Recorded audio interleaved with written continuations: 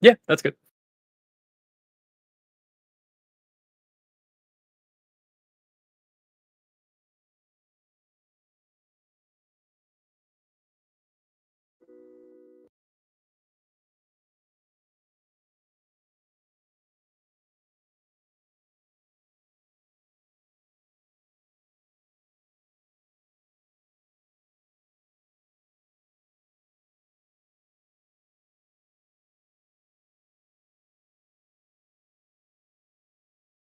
I mean, I think I'm okay. I've been, like, working all day, so I'm ready to start talking again. I don't know if you can tell, I'm, like, silent all morning, but yeah, go for it.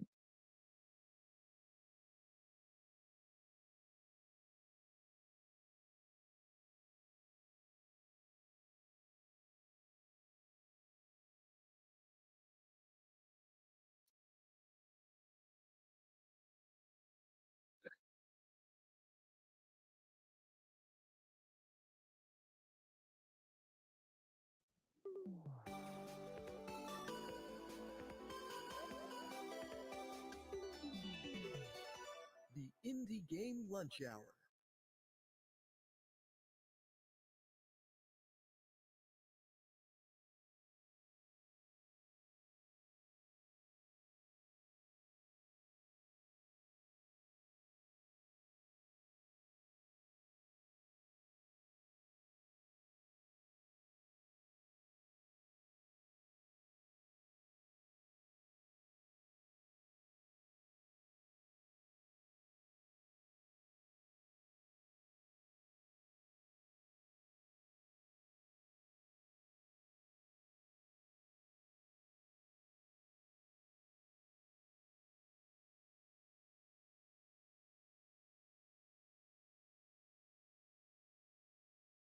I've been on the floor at PAX with games.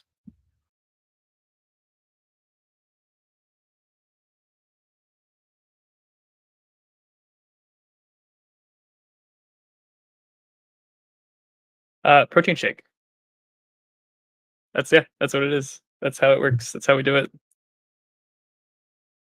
Uh, Chocolate. It is entirely chocolate. It's a lactose-free chocolate, core power.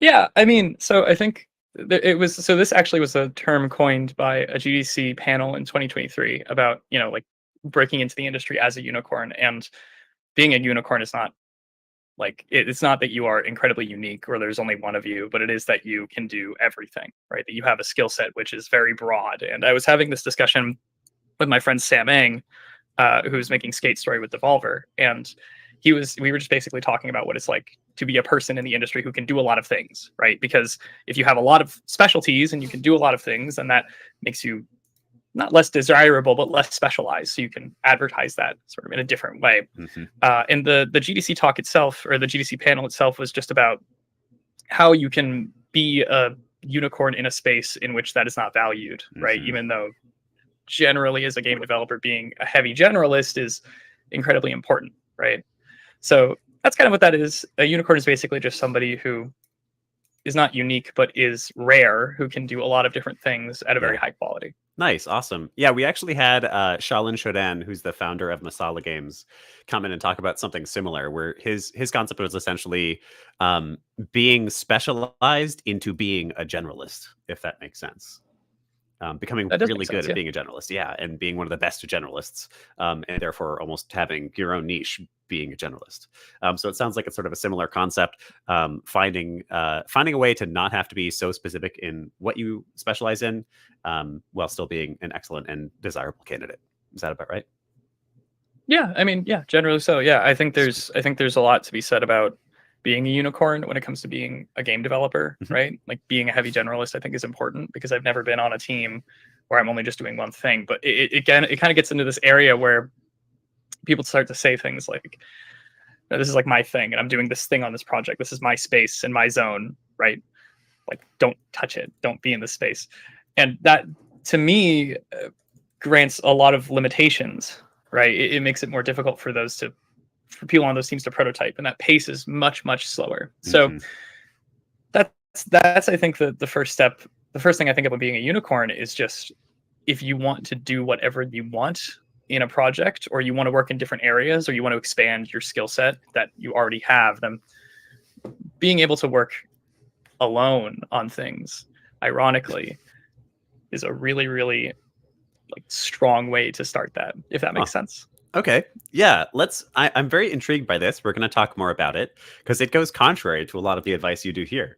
A lot of the advice is very much like figure out what exactly the one thing is you can do for the rest of your life, and then do only that. But before we get there, let's start with our more traditional first question, which is the origin story. So, Josh, I would love to hear about you. The audience would love to hear about you. Tell us your origin story and how you got to where you are today.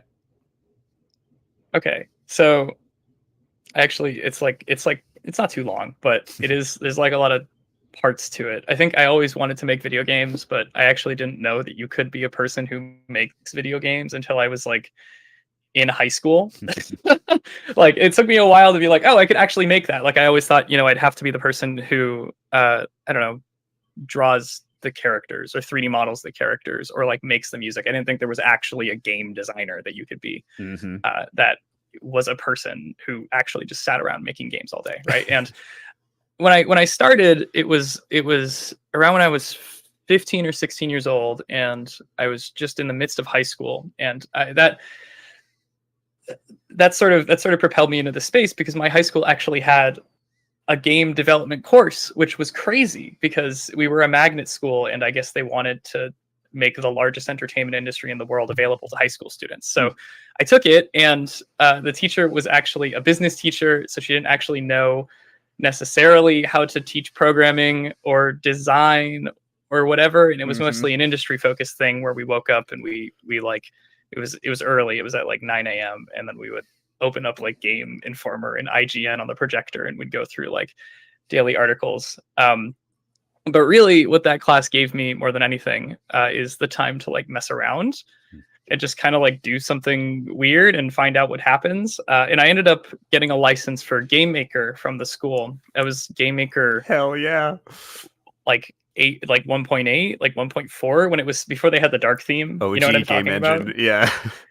Yeah, and I just spent a lot of that time Googling stuff. And eventually, after Googling enough, I made a really small game, and I submitted it to the RPI Game Fest, and it won an award, which was incredible to me. So that really was encouraging, because I was like, oh my God, all right, well, I didn't know how to program before this. I didn't understand how any of this worked.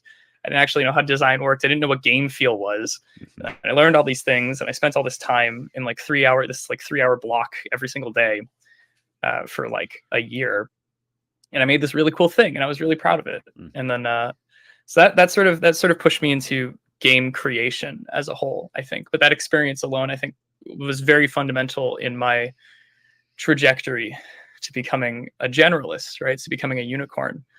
So after that, I graduated high school. I went to the University of Connecticut. I attended their game design program, and while I was there, I started a very small studio, and we made a few games. We released them on Steam, and then actually towards the end, we got a lot of grant funding from the University of Connecticut to work on an educational game for them. So it was a game that's sort of about the humanities. It's to do with learning theory and applying learning theory in a game development context. And it's all about sort of, can you evaluate and teach people by playing a game? And it was the PhD dissertation of Coulter Moose, and it's part of the ed tech department at UConn. So that was great. That was a lot of fun. We finished that project a couple years ago at this point.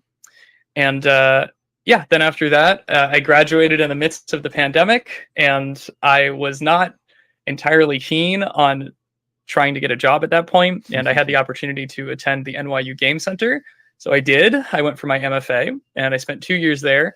And although my background before that was mostly in educational games and multiplayer party games, I decided to, I get made fun of a lot because the thing that I'm most well known for at that, or the thing I was most well known for at that point, was this educational project. It's called EOS 503, EOS-503. You can look it up. It's free to play. It's on Steam and it's on the web. And that was at like Games for Change and like their featured set and stuff like that. So I was very known as like education person, humanities person, making a difference, which I do ultimately care about. I do think that there's like the core values, the core things that I think everyone should have is like, you deserve an education and you deserve, good health. So if I can help with your education, then that's great, because I can't really help with the health. So that's why I worked on education stuff. But for my graduate thesis, I made the most video game you could ever video game. I made my graduate thesis question was, what if Doom was a roguelike?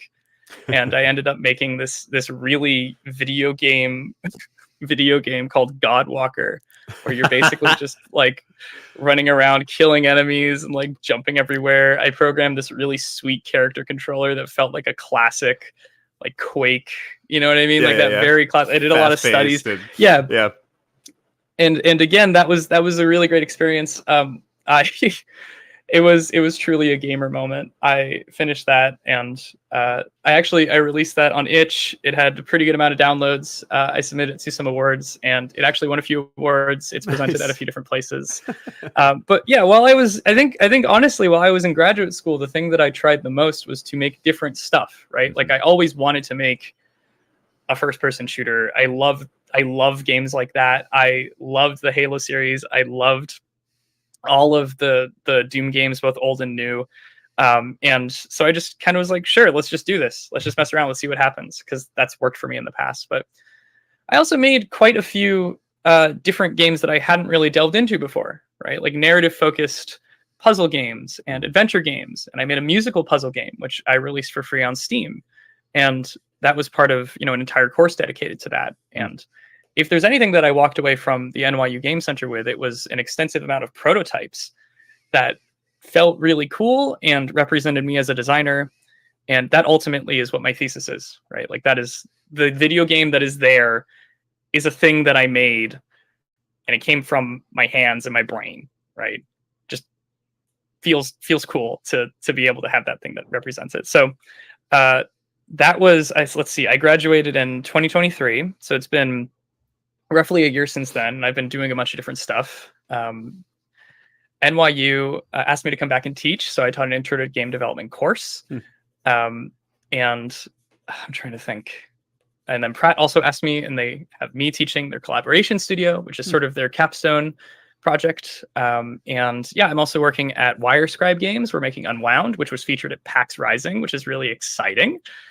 And I also had the opportunity to work with Outpost 4 on this game Nocturne, which is like a VR DAW is the best way I can describe it, if you know what I mean. So it's pretty cool. So that's a little about me. I've bounced around at a couple different places. I've definitely had my fair share of experiences just working on a lot of different stuff. There's a ton of things that I skipped, like my time as a research assistant, my time working with the University of Oxford, like digitizing photos, and just a bunch of other stuff that I think is just around there. But yeah, I figure that's me. That's what I do. That's where I'm at. Wow. Honestly, like, what a cool background. I love, part of the reason that I continue to do this podcast is because I get to meet cool people like you. And it is, oh, thanks. Yeah, it is like what a cool backstory. And it's something that I think also will be extremely valuable to those who are trying to figure out their own paths. Just hearing how you approached it and how you got to where you are today, and how you now have gained some notoriety as an expert in this area, but also retained your individuality and your unicorn status of being a little bit more of a generalist and capable of working on anything.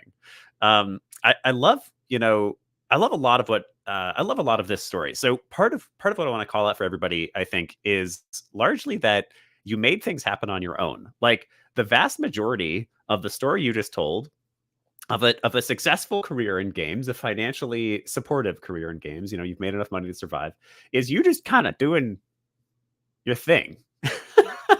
You making games and making your own games and selling those games, yes, but also just advocating for your own games, submitting them to festivals and trying to get awards for them and speaking about them.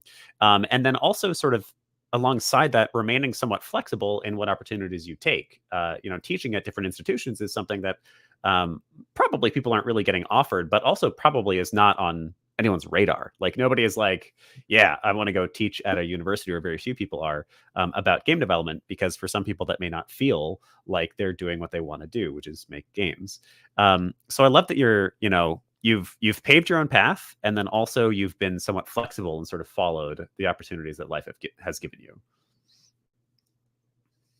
Yeah, I mean, I joke, but there are points at which I have like 4 to 6 jobs at the same time. Right. That sounds like a lot. And it is like a juggling act, but when it comes out to it, if you do that correctly, it's close to like 40 hours a week. Like it's like a full-time job, Yeah. right? So I think generally, yeah, like that's very nice of you to say. But also, to be totally honest, I don't think that I figured out my full path yet. Mhm. Right? Like I think that the way that I'm going about this now is sustainable for a pretty long time, but eventually I'm going to want to change, and that's just how this works. And when it comes to teaching, I think that there's, it's a difficult network to be a part of, right? Because most of the universities require some kind of master's degree, right? Mhm. Specifically, the MFA in games is really valuable, especially on the East Coast, right? So that's definitely how I fell into that, partially because of demand, but also partially because I really wanted to do it. But yeah, I think that the thing that I went to CCNY and I spoke to their game development club there, right? And it was a lot of students from CS and game design and graphic design. And above all, they were asking like, how do I get a job? Like, what do I do? Like, how do I actually do anything in this industry? And I think that's fair, because it's not awesome, I will admit. But there's, and then we had a few students come to Gumbo. I'm part of Gumbo, if you know what that is. It's a game development co-op in Dumbo in Brooklyn, for those who don't know. And I believe we're actually the largest game development cooperative in the world now. I think that just happened like a little while ago, just member space-wise, which is great. But yeah, so it's, I lost my train of thought. Oh, yeah, the thing you can do that is the most like applicable, that is the most, what's the word? Effective, right? Is just like make stuff and then put it on the internet. And that is half of it. That's half of the thing you have to do. But ultimately what you really need to do is like, you have to talk about it, because making the thing and showing the thing are half of it, but the other half is talking about it and proving to everyone that you know what you're talking about, right? Mm-hmm. That you can reason and explain every single facet of the thing that you've built and why you did it, which I learned the hard way when I was making my thesis, because I had Charles Pratt, if you know him. He's worked on Foiled, which is at Wonderville. He's also one of the people who host the Killer Queen tournaments, if you know that game. And he's just sort of bounced around. Like he collaborated on Ape Out and stuff like that. So he's a professor at NYU, and he basically pushed me to justify every single thing that I put in the game that I was making for my thesis, which, he, in my thesis acceptance letter, which, by the way, when I got that, I kind of turned my brain off for like 6 months, which was great. Sounds right. But the thing he said that right? Like it's at that point, you're done. But yeah, the thing that he said that I walked away with the most was a process, right? Not just a good game, but a process of how I personally go about making games. And a huge part of that is explaining it. So this is just a thing that I naturally was doing, right? So that is the thing that I think you should do the most. That is the most concrete, right? Because if you apply to jobs and you have your resume, that's great. And that should be enough to get you into an interview. And once you're in that interview, you should be able to have a conversation. But that's unfortunately not the way that it's working, right? That's not the way that it actually operates, because those conversations rarely happen. And if they do, they're in informal settings. So from my experience and my perspective, doing things like starting a blog or writing articles or just working on a game that you're never actually going to finish, but has a lot of interesting features to show people, look, I can make this thing, right? That was Townscaper was that for a while, and it was released.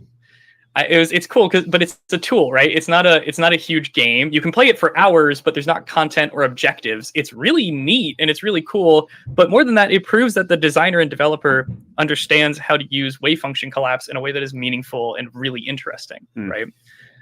So that's ultimately, above all, what I think you can do. And it's free to do that. It's free to have a portfolio. Anybody can learn web development. GitHub Pages is a free platform to host anything, right? if you have the Adobe suite, you can use Adobe Portfolio. Substack is a free blogging thing. I use it all the time. I think it's great. I am shocked at how many people want to read what I have to say, which is really funny. And fortunately, I have employers who are like, yeah, if you want to write about our game, like, sure. There's no NDA for this. And I think that's great. So yeah, I mean, that's part of being a unicorn too, is that you, like, I suppose when you're marketing yourself, half of it is putting it on the internet and the other half is talking about it, right? Yeah, actually writing. Does that make sense? You know what I mean? Yeah, I think. Yeah. So what a sense that I'm getting from you is like a part of your unicorn status, and so I'm curious if this is a part of all unicorn statuses or if this is just Josh. From my perspective, I've now known you for a total of 25 minutes. From my perspective, a lot of what I feel like I'm getting from you is literally just somebody being really excited about something and then going and figuring out how to make it work, and then writing about it and teaching it to other people, explaining that, which I relate to heavily. It's a part of what I care about. It's part of why I enjoy teaching, because I love, like, that to me is kind of that's the entire progression curve of knowledge. It's seeking it out, finding a problem, seeking out the solution to the problem, discovering the solution to the problem, and then learning how to distill that into actionable and teachable elements. Like, that to me is sort of true mastery, and also just is fun. So from my perspective, your unique unicorn status is exactly that. Is the reason that you've had a lot of success is because you went, all right, cool, what does a Doom game look like, with roguelike mechanics? And then you just went super hard figuring that out. And then not only did you go super hard figuring it out, but you distilled that knowledge and put it even deeper into your brain by teaching other people, bringing it to other people, becoming an expert and a knowledge source for that knowledge that you had to discover. Yeah. I mean, that's definitely part of it. I think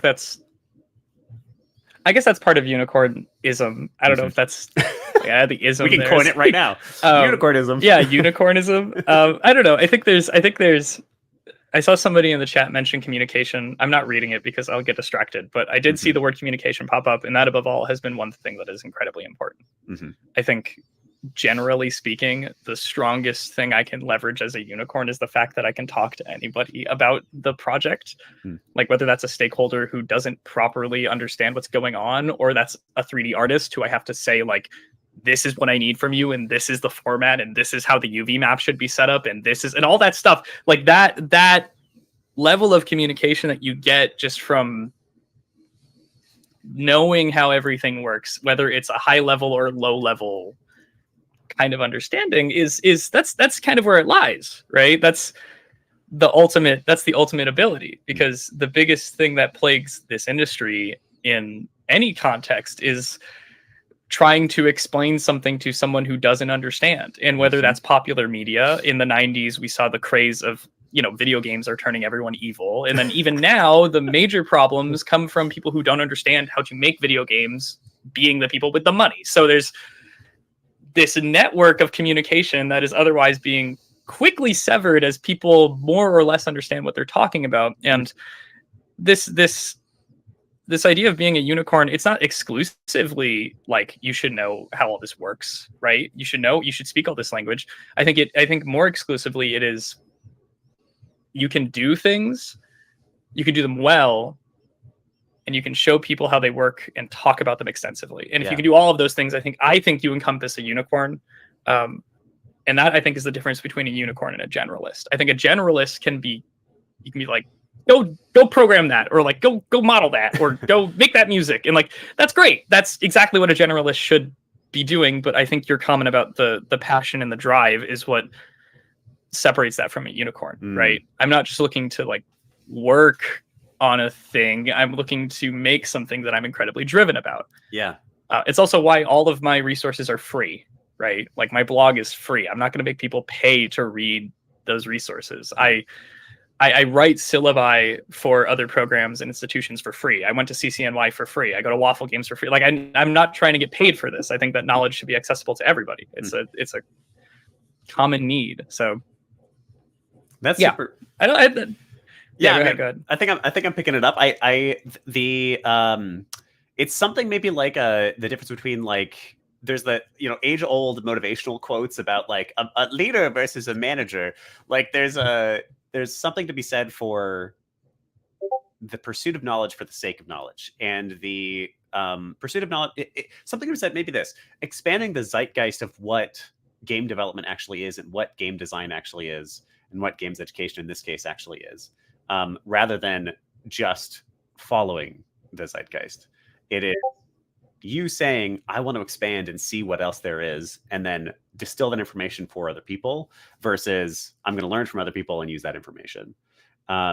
It is practicing specifically on the edge and finding out what else there is that is not yet defined, versus staying within the bubble and just becoming an expert in that bubble. Oh, well, I think that the bubble is superficial, right? I think the bubble doesn't exist. I think that's part of being a unicorn, and that's kind of to me, that's the starting point, right? If you want to be a unicorn, if you want to start to build upon those things, I think it's you have to get this in your brain that the only reason that we have like game designers, game programmers, audio designers, like 3D modelers is because, you know, those are conventionally who works where on what. And those are skill sets that relate to one another. If you know how to 3D model, you probably know how to texture and UV and import and animate that asset. But you shouldn't view that and just say, oh, well, I'm not a 3D modeler. I'm not a 3D person. I'm a programmer. Mm-hmm. There's this mental limitation, right? Like we, even at NYU, we split up our classes, and, you know, like we have our programming track and our development track, and those are two separate tracks, but you bounce between them as you take like intro to programming, intro to development, and intermediate programming, intermediate development. And it's this linear path, right? But they are separate things. And this line of thinking, I think, has really put us all in these boxes. Mm-hmm. And it can be really difficult, because if you're introduced to these concepts and you build upon these concepts as like, okay, well, this is all within the sphere of programming, right? Or this is all in the sphere of audio, and this is all in the sphere of 3D art and 2D art and what have you. I think we start to think that there are limitations which push us away from those things. Mm-hmm. And that's not to say that we're not naturally or unnaturally drawn to specific aspects of games, right? Like I personally love shooters. You know, I love racing games. Mm-hmm. I got really into racing games. This is a really good example, actually. I got really into racing games. There are 3 games I've gotten really into in my life, and none of them make any money. I got really into racing games, right? I can't play that in esports, but I was in the top 1% of Forza players, which was awesome. And I did it all with I think it's like somewhere over here. I don't know. It was this crappy Afterglow controller that was like falling apart by the time I was done with it. And I had also gotten really good at Monster Hunter. I have like 1,300 hours in Monster Hunter World, and then I got really good at Rock Band 4, and I have to this day world records in that game. But I played all those games for hundreds of hours for ages, and I kind of walked away from those games, and I was like, wow, that was cool, but like there are other games, right? And the more that I played those games, the more that I realized I wasn't thinking about other games. I wasn't thinking about playing other stuff. And the same is true of what we do here and how we make games, right? The more that you program something, the more that you're like, wow, I have been programming this for so long. I'm so familiar with it. If I try to do something else, then I'm just not going to get anywhere. And that's a really bad feeling. Yeah. Right? It's unrewarding. So that's kind of the first hurdle to becoming a unicorn, is to realize, no, there are plenty of resources. And if you're smart enough to 3D model something in UV it, you're smart enough to learn how a switch statement works. Yes. Right? Yeah. I love that. You know, there's an experience that I had a long time ago with a shaman who talked about, I'm going to bring it there for a second, who talked about basically defining who you are as a human being. And he had a really simple quote that I've never forgotten because I love it. He said, the minute you add anything after I am, you are limiting yourself. And I think that that's kind of the notion here. That's kind of the concept, is the minute you say, well, I'm an engineer, you're limiting yourself from learning more about what an artist does or what a designer does. And the minute you say, I only do 3D modeling and rigging, you know, you're limiting yourself from finding out about like pixel art and, you know, discovering the joys of like the ways we used to do things and how that can be applied in the modern context. And I think that like there's a couple of themes that are clearly prevalent here. One of them is just like the joy of education as well. Like, you know, limiting yourself into a box like that and making sure I'm becoming the best level designer there ever was is good and probably will help you get a job as a level designer. But also like, wow, what a giant world of opportunities for learning that you are turning your back to. by putting yourself in a little pigeonhole. Yeah, I think, yeah, yes, yeah, generally yes, I agree with that. I think that there's a certain privilege to being able to do that, though, right? Sure. I think that on the one hand, if you want to work in games, the best thing you can do is pick one thing and stick to it, and then get a job as like an intern or a junior working at it, right? Like my friend Kimari Rennis just got a job as a production intern at I think it's like Disney's LucasArts, working on like Star Wars stuff. Yeah. But she had 3 internships before that at huge AAA companies in New York, and that's great. And she's probably going to come out of it with an incredible experience, and she's going to get a great job. Mm-hmm. And that's just how that works. But with that comes the idea of like, okay, well, you're doing one thing, and it is a tremendous privilege to be in a situation in which you have the time and the space and the effort available to yourself to say, okay, well, now I'm going to spend all this time learning how to write, I don't know, a super long narrative script with branching pathways, and I'm going to learn how to use ink and integrate it into Godot, and I'm going to do all this stuff. And that's definitely that's a privilege that I don't think we recognize, right?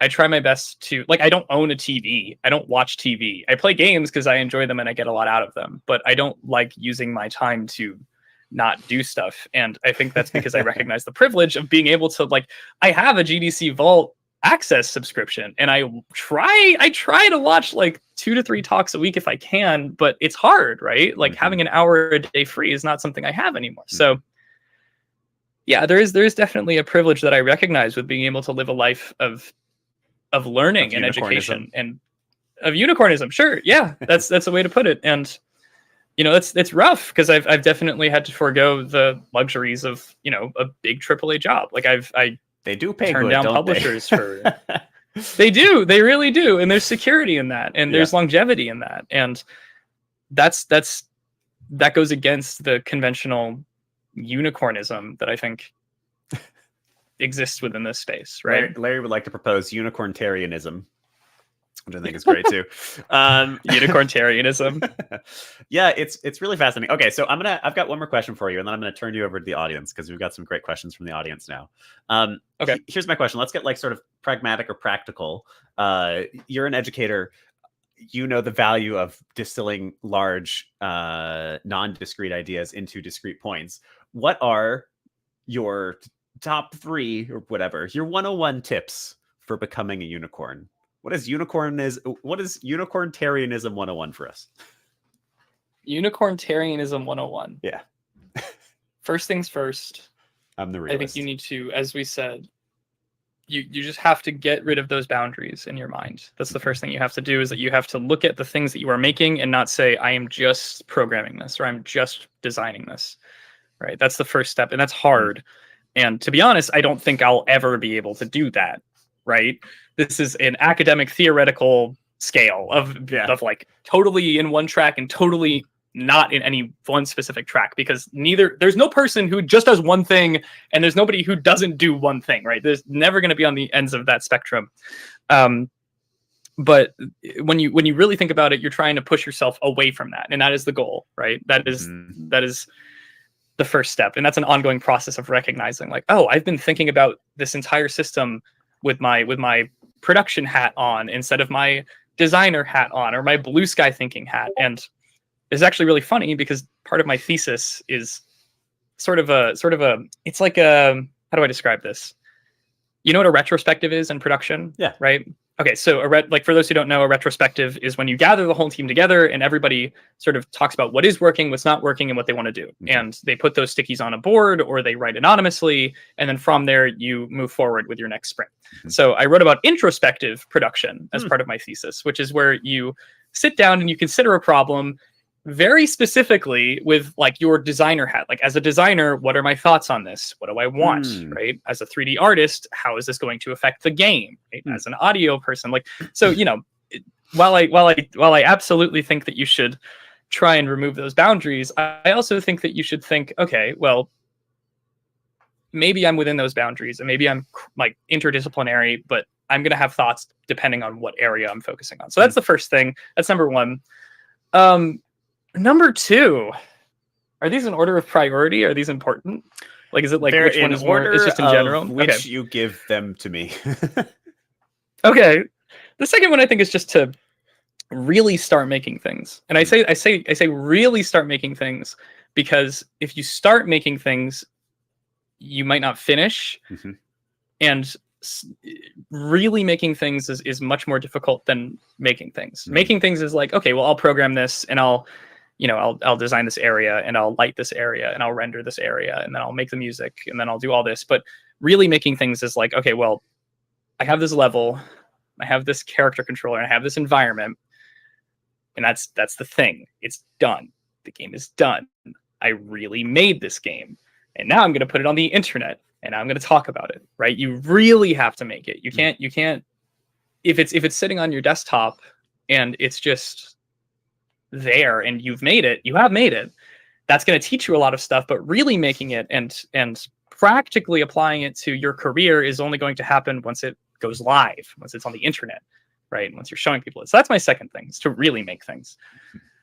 The third thing I think is obvious, and I think it's kind of silly, and it kind of came up before, but just figuring out and executing how you learn best. Because I am an experiential learner, right? Andrologically, I learn entirely by doing. Self-exploration and doing.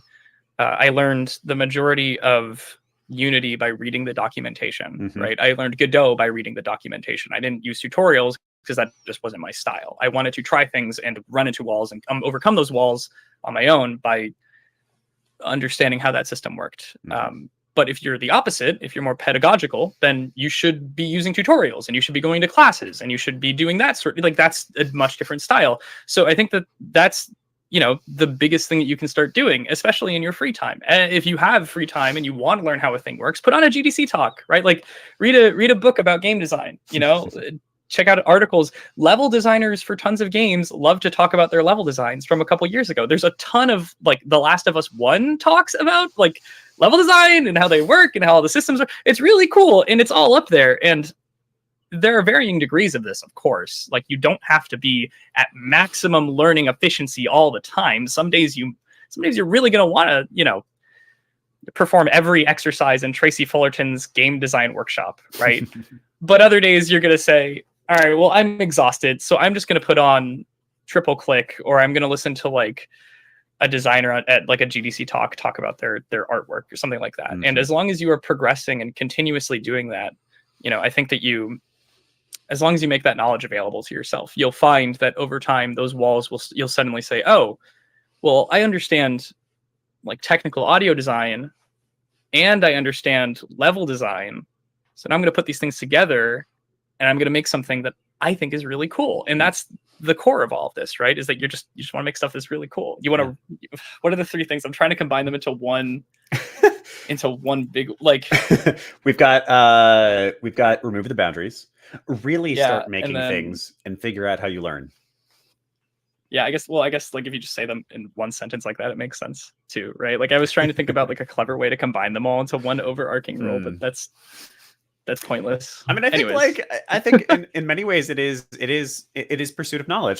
That's what I feel like is one of the underlying themes of everything you've been talking about. It is like, I'm very much glorifying ancient history.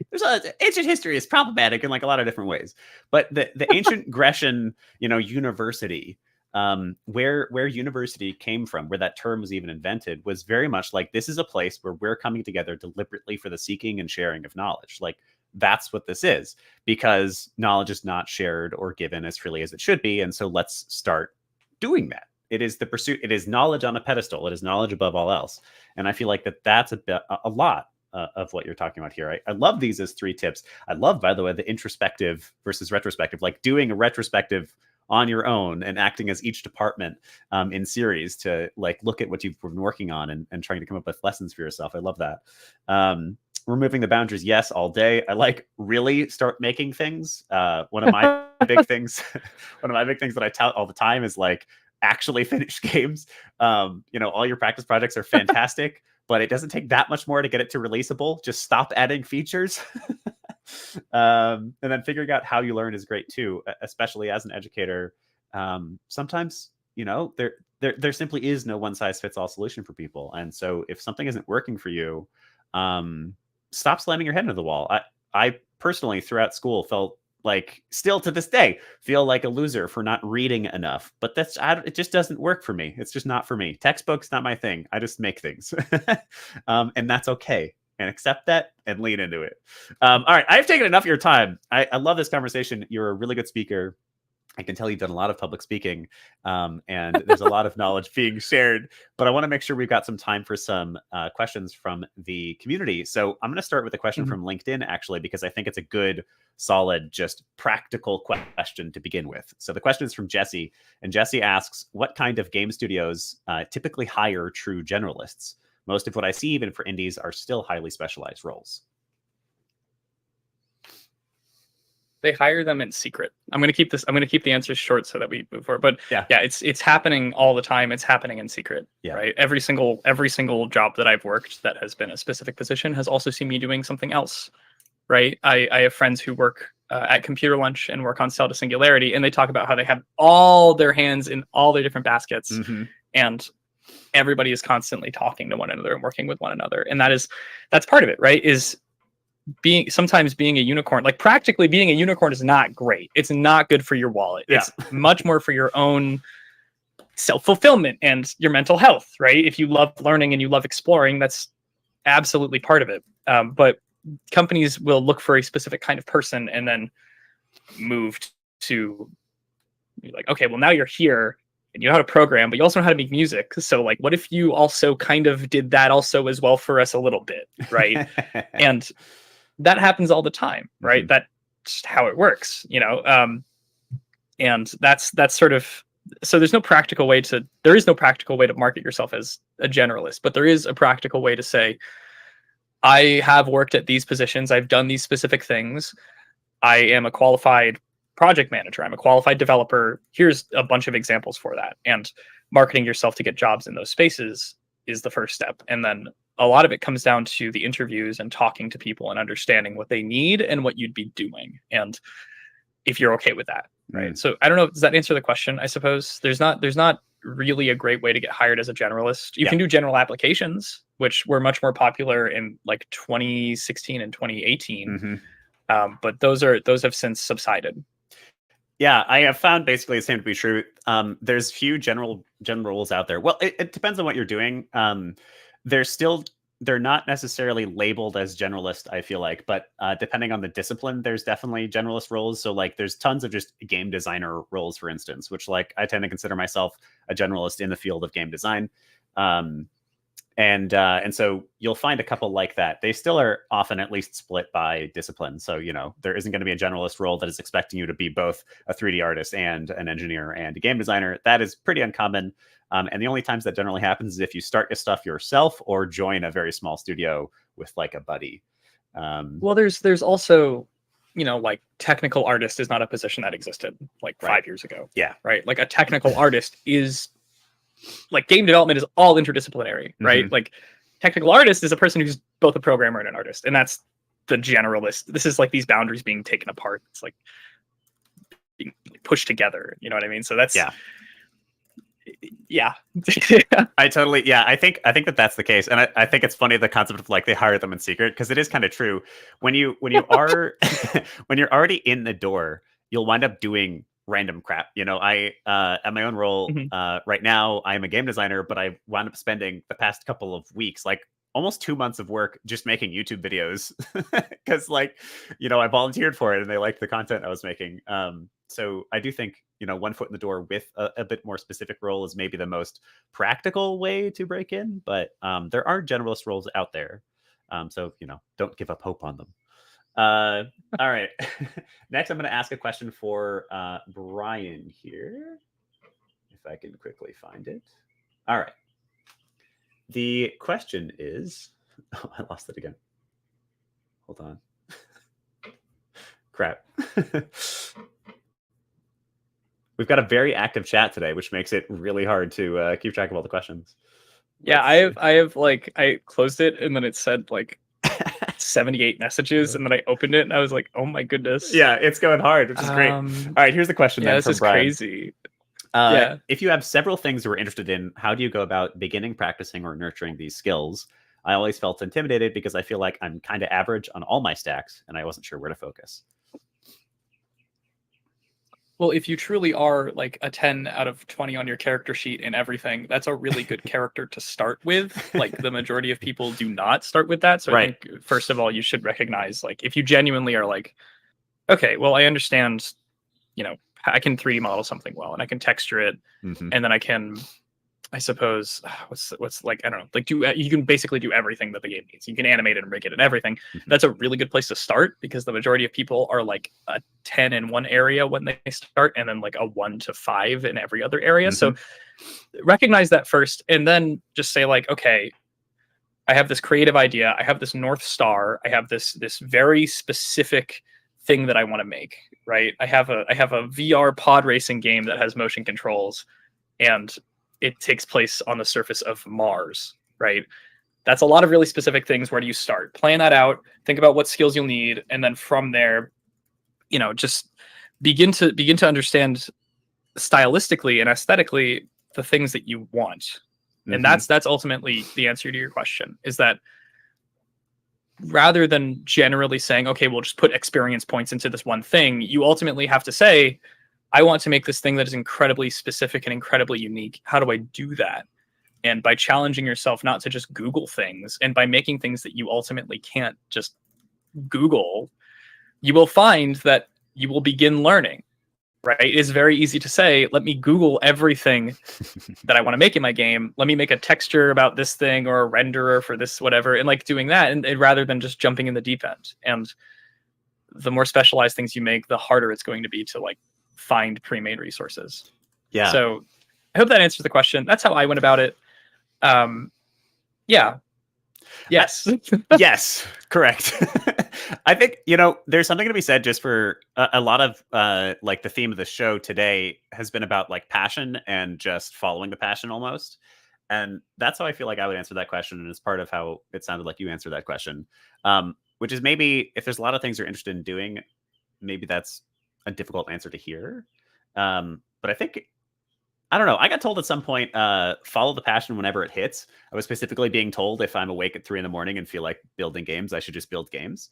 And that mentality though has applied to so much of my life and has become sort of like a moniker of mine. Like whenever the passion hits, whatever the excitement is, just follow it. And I think a lot else falls into place.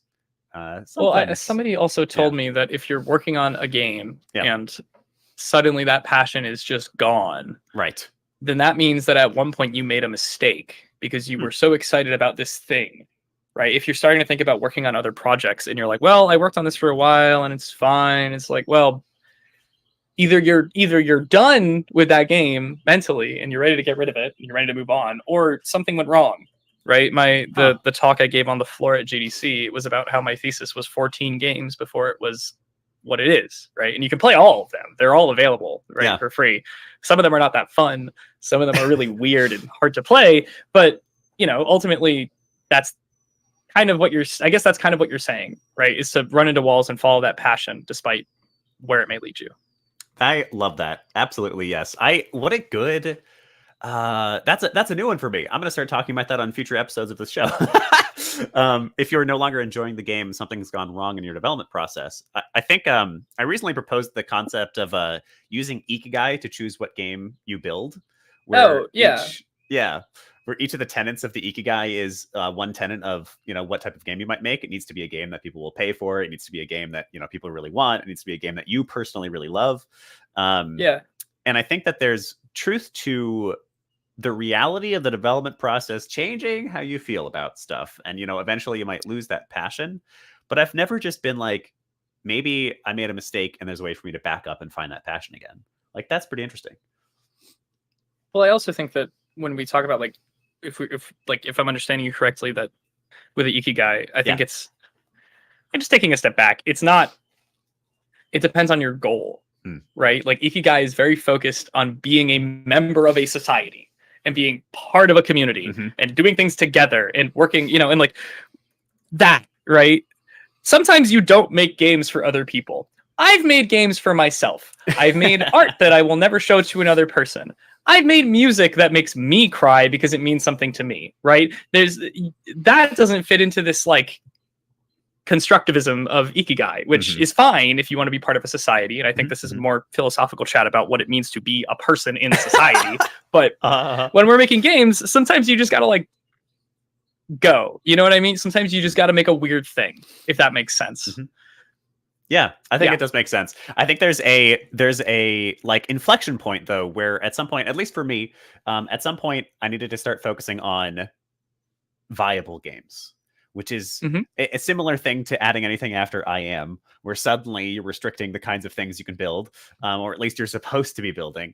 But I do think it's two different mindsets. Just building for the sake of building is one beautiful explorative adventure. But then building intentionally, 100% focused on trying to make something that people are going to really want, I think is a very different approach and a very different kind of game you're going to be making.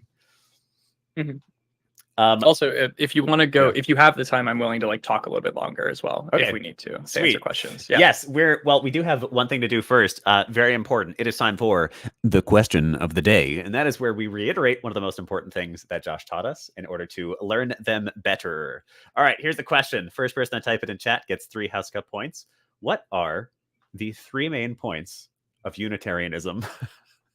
Unitarianism? Unitarianism? Unicorntarianism. Unicorntarianism. Yeah, that's it. We're gonna write a book about it after this, Josh. I feel like that's a word that I feel like there it is. I think Christy wrote it. Christy says, remove the boundaries, really start making things and figuring out how you learn. Christy, you get the points. Let us know which house you want to send those to. Love it. All right, we've got one more question, maybe 2 more, depending on how ambitious we're feeling. Rick, would you like to ask your question? Yeah, this has been really wonderful, and I fully agree with everything about the value of being a generalist compared to solely a specialist. But I'm curious, when you're trying to get the word out about who you are and what you're capable of, what's the most effective way to convey your capabilities as a multidisciplinary developer? Like, what does that portfolio look like? Do you have a bunch of separate portfolios, or is there a way to convey your knowledge of how those disciplines blend? That's a really good question, actually. I made like 6 portfolios before I felt satisfied with the one that I have. And I mean, you can go to it. Like I can send a link to it. And it's the one that's gotten me the most jobs. So you have my permission to just copy it. I really don't care. But it's just a bunch of tabs that have a bunch of different things that I've made, right? Like that's just it. Like you click on the action games tab and it's like, oh, cool. There's all the action games I made. And depending on the job that the person is hiring for, it's like, okay, well, I want to hire Josh for 3D art. So I'm going to click on his 3D artwork tab and I'm going to click on one of these photos and I'm going to look at it. And if I think, wow, that's super cool, I want to talk to this guy, then that's great, right? That's how that works. So that's the first step, is just organizing it in a way that is efficient enough that you don't have this recruiter or person working there like going through your website fishing for everything and looking for it. It's all front and center. So that's the first thing. The second thing is, how do you convey that knowledge? I just write a bunch of articles. Like my development docs for Godwalker are about 95 pages, which is just a lot of stuff. And I talk about the art style exploration, the constraints I put on myself, the level design, the weapon design, and all that is my own documentation. And then I convert that into articles, right? I move that into a public space. So, there's a link to the blog that I have, and that's also a good example, I think. And I try really hard to write 1 article per month, maybe 1 every 2 months. And I just talk about what I'm working on at that time. I talk about a specific aspect of what I'm doing. And the more in depth that you can get and the more that you can explain it in simplistic terms, the better you can convey that knowledge to others, I suppose. Does that make sense? Is that a good answer for that? Yeah. I hope. Yeah, it seems like you've got 2 different ways that you're marketing yourself. Like your website with your portfolios would be the short term or the short form quick reference content, where somebody who was directed to that website could get a quick overview of you. But then you have a different set of material that you put out for, I'm going to call it your personal super fans, the ones who want to sit down and understand more about what you know, and they will listen to you elaborate about the things that you know. And they will be the ones who will be able to vouch for you, like, oh yeah, this guy really knows his stuff. Like, he's got this portfolio, but trust me, I've read all this stuff. So it seems like you kind of have to leverage the power of the people who are following you for the longer form content to really sell yourself as somebody who's capable and competent. Yeah, that's a pretty good summarization of that. I mean, like, I was really flattered when a group of students came to me to ask about their like first person shooter projects. And they were like, I read all of your articles, I played all of your games, and I think they're great, and I want to know more about what. I was like, how did you do that? Like, there's a lot of content in there. But it's, yeah, so that's you're pretty much spot on. There's the overview of like what is going on here, and then it's like, okay, well, let's get into it. Yeah, I love that. What's worked for me best. It seems like another staple like recommendation for all listeners is basically just figuring out the format or forum in which you can be a subject matter expert. That doesn't necessarily start your own blog unless you really want to do that. LinkedIn is currently a fantastic place for that, posting about your expertise and talking about it. So if hi Haley, if anybody didn't already hear that from this lesson, from this talk, I think that's a really good one. Haley, it is time for the last question of the day, which I would like you to ask that very first question you asked, if you're willing.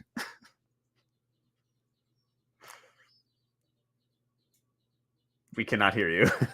No, I can't hear Haley. Yeah, we can't hear you, Haley. Is something muted? Otherwise, I'll have to ask for you. Oh, no, we can't hear you. Okay. I just opened the chat, and there's just a bunch of your face. Yeah, that's Haley's doing. I'm going to ask for you, Haley. I'm going to ask for you, Haley. So Haley asked a very political question. She has a very specific objective in mind, I think. What do you think, Josh, of the hashtag indie revolution? What do you think of the indie revolution? Yeah. Oh, I mean, like, in what context? Like, I think it's that was the whole question. Well, I think we all context. I think we all kind of I don't know. I think it's great. Obviously, I think we all saw it coming. I think there's it's almost like if you hire, I'm not going to say which game this is, but I know somebody who consulted on a project that was a AAA title, and they learned that the entire team was interns making the project, and it was a huge IP, and it was really bad. And I think I got to talk to some people who worked on like The Sims, and they were like, okay, well, we need to figure out live service, and we need to add this to our game. And I got to meet with the Rocksteady team who worked on Suicide Squad Kill the Justice League, and they talked about how many amazing tools they made and all this stuff. And it's like, okay, well, this is not a sustainable practice. Like, Spider-Man 2 cost $400 million to make. I don't understand that at all. That's a lot of money, but it's funny because the conventional like business model of just like, let's make a game and then let's sell it. It's like, yeah, like, cool, great. And as more people become educated about games, the more games get made and more passion projects become real projects and they go out into the world, I think we're going to see this huge turn of like, oh, cool, we can just make games. We don't have to like live service them or microtransaction them. I think if it has a purpose to do that, you should do that. Like Deep Rock is a really good example of a game that is like, okay, well, here's a bunch of content over time. Monster Hunter, like, that's a really good example too. So I think the indie revolution is just going to push us into a space that we've already seen. And I think it's going to make us reconsider just what it is we like about making games. I mean, for the Playdate to be a success, the Playdate would never be funded by anybody else but passion project people. Do you have one? Is that what you're getting? Absolutely, fantastic. I do. Awesome. Yeah. I mean, like, it's like nobody would buy that if it wasn't an indie product. If it was like a AAA product, like, why is it? Right. The fact that an indie console even exists is insane to me. Is bizarre. It's crazy. Is an indication of exactly the time period and the sentiment. Yeah, there's something that I get really fascinated by is like the rise and fall. How the industry and also just creativity and art at large evolves over time. And I feel like in games, we started where we are right now. We started by going, we're just going to make awesome games. And then we got better and better at that. And we got better at making it financially viable. And we got better at getting the layman, the wider audience into playing games and being excited about playing games. And games got bigger and bigger and sort of more corporatized and kind of typical, which is not necessarily bad. to be clear. There are some Oh, inherent Haley, that's really problems. close to your eye. Thanks, Haley, for your input. But then eventually I think we've kind of now tipped over the edge. We're now seeing like all of the worst parts of being a heavily corporatized industry, where things like what you're experiencing are happening, where an entire team on a AAA project is interns, or where people are getting hired for a project and then that project is getting canned 2 weeks before launch because like somebody is too nervous to launch it or whatever, someone up top. Or God, I don't know how many teams, you mentioned this earlier, I don't know how many teams I've worked on where all the people making decisions have never worked on a game before. How is that? Well, How is that normal? so this is a really interesting topic, and it'll sound weird at first, but it's a perspective that somebody gave me. So if you remember do you remember the diversity chart for Overwatch? Do you remember that? Where they like, do you know what I'm talking about? I think I do. Yeah. Okay, so it was, for those who don't know, it was basically this chart. It was like a multifaceted. I forgot the name of it. It's the chart where like you have a bunch of values along the outside and dots move in and out of it, and it basically marked how diverse a character was, right? Which is outrageous socially and should not be a thing at all in the context of making a game. We're talking representation diverse, should like, not just be cultural like, diversity. Yes, cultural diversity. Sweet. And there was this huge outrage, and everything sucked. And Haley, like Blizzard apologized, and no, keep going, Josh. But yeah, pretty much what Reshabi just said in the chat. Like, yeah. They were essentially marking like how diverse a character was, and they tried to hit those targets. And it was not because they were trying to welcome more people and have more representation. It was because they wanted to make more money. Mm-hmm. And that's gross.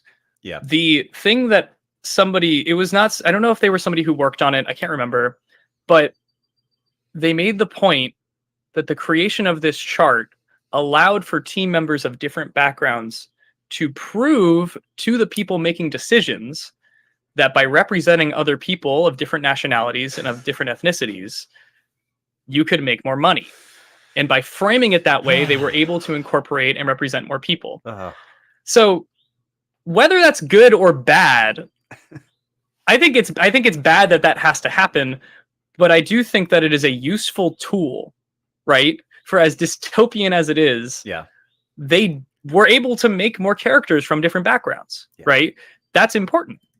And I think that the more that we push up against, like, the more that we have malicious compliance in the space of games, the better that the industry is going to be. Mm-hmm. And the more that we don't have to do this kind of bullshit where we're skating around the corners of these people who are greedy and making way more money than we'll ever know. Than anybody else. Yeah. Yeah. So exactly. Yeah. So yeah, that's my like specific example of like, yeah, you know what I'm saying? Does that make sense? Yeah, of the worst parts of the industry, to be honest. And that is why I think that's why Haley asks about the indie revolution. She's pushing it harder than I ever have. My goodness. Like, you're never going to have to convince me that we should have more diverse backgrounds and representations of people in video games.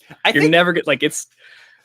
it's we're going on. It's time for us to end the episode, but I'll say a last thought. Yeah, we're going on a tangent for sure. Yeah, for sure. I love, I think often about like the origin of humanity and what it was like and how we evolved. And this is such an amazing start to this sentence.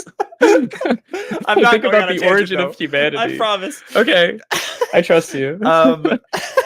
And you know how humanity evolved. What ecological niche we filled was extremely community oriented, but was still like relatively limited in community size. Way at the beginning, we were like 50 to 150 or 200 people in one community, and we did absolutely communicate between communities, merge between communities, but largely you were living in a body of people that was like 50 to 200 people. Now we're living in a body of, what is it now, 8.2 billion people, and you are actively connected and able to communicate with that many people at any given point. And in many ways, I think getting as big as a lot of the AAAs have gotten is just simply a recipe for failure. It's like, it is you trying to sustain and speak for far too many people than you can possibly service. So like on a team of 5 people or something on an indie, I can just say, hey, I think we should do this because it's going to make more people feel included. And that's good for our players. And we can all go, oh yeah, cool, let's talk about it. On a AAA where there's thousands of people working and like 15 layers of abstraction in their hierarchy, it is literally impossible. It's too big for you to have that conversation. And so you need things like a fucking framework to prove that somebody is diverse or whatever in order to actually even have those conversations or approximate those conversations. So in many ways, for me, the indie revolution is just about like bringing it back to a reasonable size and not expecting or pushing or desiring even to build something that is thousands of people arguing about, you know, how diverse your League of Legends character is, or Overwatch in this case. All right. Yeah. It is 1:10. Fair enough. We're 10 minutes past. This has been a Cool. fantastic talk. Before we say goodbye, Josh, we love to give homework here. So do you have a homework assignment that you can give to the audience that they can do in about an hour in the next week to help them practice unicornitarianism? Well, I think there's like the really obvious thing of just, you know, like think about where you, like what you've been working on, right? And think about what you are best at, and think about how you are making it and what you are doing, and then just kind of say, okay, let's forget all about that. Let's push that all to the side. Let's think about something I've never done. I've never played the guitar. I've never drawn. I've never painted with physical paints. I've never played chess, right? Whatever it may be. Think about a thing. Consider something that you've never had the idea of like doing, and then just do it for an hour, which you will find is remarkable. It is so strange. The other day I made cottage cheese in my apartment. And that sounds like you hear that and you're like, what? Like, that doesn't like, and I had the same thoughts as well. I was like, well, don't I have to age the cheese, and don't I have to buy all this expensive equipment, and don't I need this like temperature control? Like, no, you don't. You could just do it at home. You could just it's, and it was remarkable. And I learned a lot about the science of just how you make the curds and the whey, and you can do it with a pot and a coffee filter. And I was like, seriously? And I did it. It was like 20 minutes and it was successful. And I was like, this is insane. I am a level 0 cheese maker. And it's the coolest thing ever. And tech tree unlocked. Yeah, exactly. I was like, what? Like, I can't believe this just happened. Cheese wizard. I feel like I'll wake up one day and that'll just be like my name on all my social medias or something. But somebody hacked that's my homework. Without taking you down, they just made you the cheese wizard. Yeah, right. They just changed everything to cheese wizard. But I love it.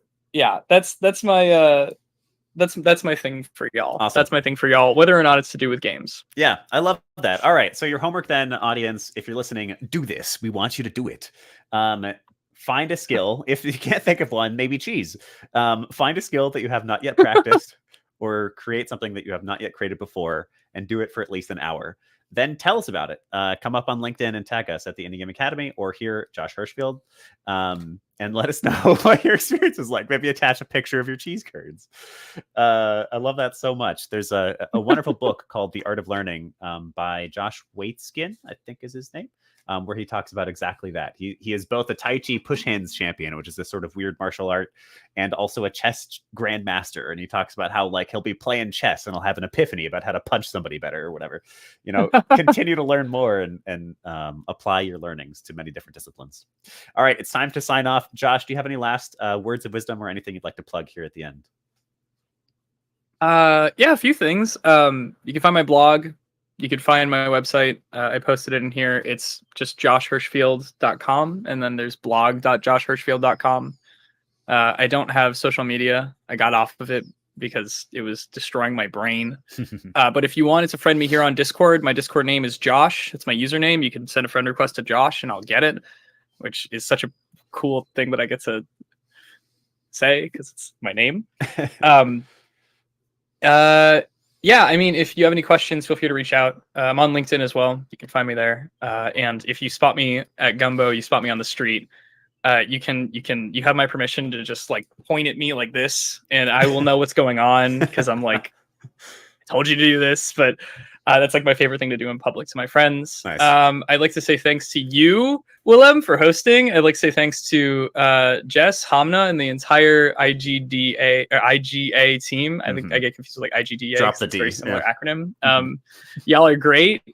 This is a really fantastic organization. I love what y'all are doing. I'm super happy to be here. Love to come back and chat more if anybody has any questions. And thank you, Haley. I appreciate that. Yeah, just cool. Yeah, I guess that's it for me. And of course, wear your seatbelt. You should always wear your seatbelt. That's my other word of wisdom that I think is, yeah.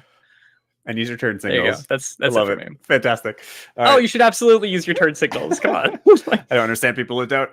All right. Thank you, Josh. This has been like such a fantastic episode. There's a reason that we went 15 minutes over. Hopefully, listeners, you've enjoyed the extra time. We will see everybody again soon. For those who have listened and enjoyed, we ask, as always, that you send this along to just one other person who is somebody else who would learn something from Josh. Do your homework. Spend an hour making cheese or something else, and then tag us. Yeah, we'll see you again next week, Wednesday, 12 p.m. Eastern. There's links to join. Goodbye, everybody.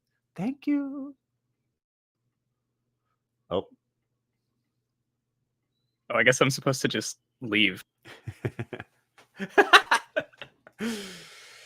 All right. Goodbye, LinkedIn. Adios.